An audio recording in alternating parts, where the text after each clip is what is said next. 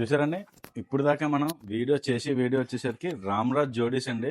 చూడండి, ఇది brand item అంతా కూడా రామ్రాజ్ జోడీస్ అండి. ఈ రామ్రాజ్ జోడీస్ వచ్చేసరికి ఈ ఈ ఈ మ్యారేజ్ సీజన్ లో మనకి చాలా స్పెషల్ గా అయితే పెట్టాము. మంచి స్పెషల్ డిస్కౌంట్లు అయితే పెట్టాము.